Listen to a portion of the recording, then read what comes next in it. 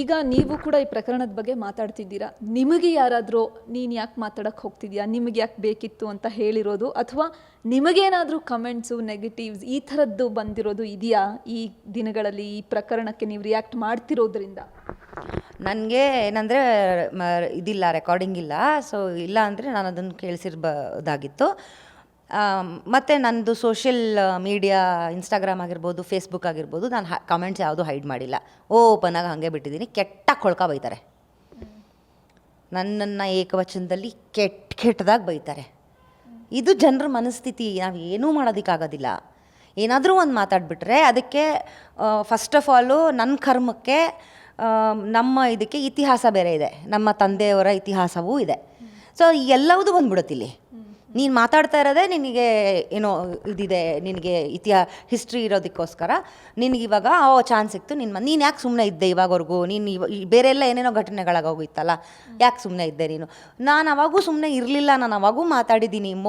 ನನಗೆ ಮಾಧ್ಯಮ ಇರಲಿಲ್ಲ ಮಾತಾಡೋದಕ್ಕೆ. ಅವಾಗ ಹೈ ಬ್ಯಾಂಗ್ಳೂರ್ ಸ್ಟಾರ್ಟ್ ಆಗಿರಲಿಲ್ಲ ಇನ್ನೂ ನಾನು ಮಾತಾಡೋದಕ್ಕೆ. ಇದೇ ಪ್ರಜ್ವಲ್ ರೇವಣ್ಣ ಅವ್ರ ವಿಷಯ ಕೂಡ ಮಾತಾಡಿದ್ದೀನಿ ಹೈ ಬ್ಯಾಂಗ್ಳೂರಲ್ಲಿ ನಾನು.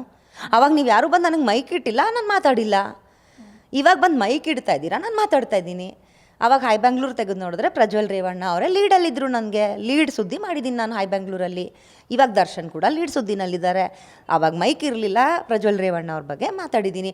ಚಿತ್ರದುರ್ಗದಲ್ಲಿ ಯಾಕೆ ನಾನು ಧಾವಿಸಿ ಓಡೋದೆ ಅವ್ರ ರೇಣುಕಾ ಅವ್ರ ಮನೆ, ಸ್ವಾಮಿ ಅವ್ರ ಮನೆಗೆ ಅಂತಂದರೆ, ಚಿತ್ರದುರ್ಗದಲ್ಲೇ ಇದ್ದೆ ನಾನು. ಹಾಸನದಲ್ಲಿ ಇದ್ದಿದ್ರೆ ನಾನು ಅವಾಗ ಮೋಸ್ಟ್ ಪ್ರಾಬಬ್ಲಿ ಹುಡುಕಿರ್ತಿದ್ದೆ, ಒಂದಿಷ್ಟು ಯಾರಾದರೂ ಸಿಗ್ತಾರಾ ನನಗೆ ಸಂತ್ರಸ್ತೆಯರು ಅಂತ ನಾನು ಹುಡುಕಿರ್ತಿದ್ದೆ. ಬಹುಶಃ ನಾನು ಇರಲಿಲ್ಲ. ನನಗೆ ಆ ಟೈಮಲ್ಲಿ ಪ್ರಜ್ವಲ್ ರೇವಣ್ಣನೇ ತಲೆ ಮರೆಸ್ಕೊಂಡು ಓಡೋಗಿದ್ದ.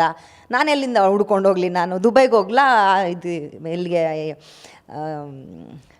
ಇದಕ್ಕೆ ಹೋಗಿದ್ರಲ್ಲ ಆಸ್ಟ್ರೇಲಿಯಾ, ಅಲ್ಲಿಗೆ ಹೋಗ್ಲಾ ನಾನು? ಸೊ ಇಟ್ ವಾಸ್ ಇವು ಹೆಂಗೆ ಜನಕ್ಕೆ ಹೆಂಗೆ ಬೇಕೋ ಕನ್ವೀನಿಯಂಟ್, ಕಂಫರ್ಟ್, ಅವ್ರಿಗೆ ಬೈಯಕ್ಕೆ ಹೆಂಗೆ ಈಸಿನೋ ಹಂಗೆ ಬೈತಾರೆ ನಮ್ಮನ್ನ. It's like that. ಸೊ ನಾನು ಮಾತಾಡ್ತಾ ಇದ್ದೀನಿ ಬಿಕಾಸ್ ದರ್ಶನ್ ಅಂತ ಅಲ್ಲ. ಯಾವಾಗ ವಾಯ್ಸ್ ರೇಸ್ ಮಾಡಬೇಕು ಅವಾಗ ಮಾಡಿದ್ದೀನಿ ನಾನು. ಎಲ್ಲೆಲ್ಲಿ ಮಾಡಬೇಕೋ ಅಲ್ಲಲ್ಲಿ ಮಾಡಿದ್ದೀನಿ ಕೂಡ ನಾನು. ನನಗೆ ಅವಾಗ ಮಾತಾಡೋದಕ್ಕೆ ಮಾಧ್ಯಮ ಇರಲಿಲ್ಲ. ನನಗಿವಾಗಿದೆ ಹೈ ಬ್ಯಾಂಗ್ಳೂರ್ ಇದೆ, ನಾನು ಮಾತಾಡ್ತಾ ಇದ್ದೀನಿ. ಅರೆ ನಾನು ಪತ್ರಕರ್ತೆ, ನಾನು ಮಾತಾಡಲೇಬೇಕು, ನಾನು ಮಾತಾಡಿದ್ದೀನಿ. ಎಲ್ಲ ಘಟನೆಗಳು ನಡೆದಾಗೂ ಮಾತಾಡಿದ್ದೀನಿ, ಮಾತಾಡ್ತಾ ಇದ್ದೀನಿ. ನಿಮಗೆ ಕಾಣಿಸ್ತಾ ಇರೋದು ಈ ಥರ. ಇವಾಗ ಕಮೆಂಟ್ ಬಾಕ್ಸ್ ಓಪನ್ ಮಾಡಿ ನೋಡಿ, ನನ್ನ ಸೋಷಿಯಲ್ ಮೀಡಿಯಾಗಳದ್ದು ಕೆಟ್ಟ ಕೊಳ್ಕ ಬೈತಾ ಇದ್ದಾರೆ. ಅಣ್ಣ ಓಕೆ ವಿತ್ ಇಟ್, ನಾನು ಯಾವುದೂ ಹೈಡ್ ಮಾಡ್ತಾ ಇಲ್ಲ. ಗ್ಯಾರಂಟಿ ನ್ಯೂಸ್, ಸುದ್ದಿ ಖಚಿತ, ನ್ಯಾಯ ನಿಶ್ಚಿತ.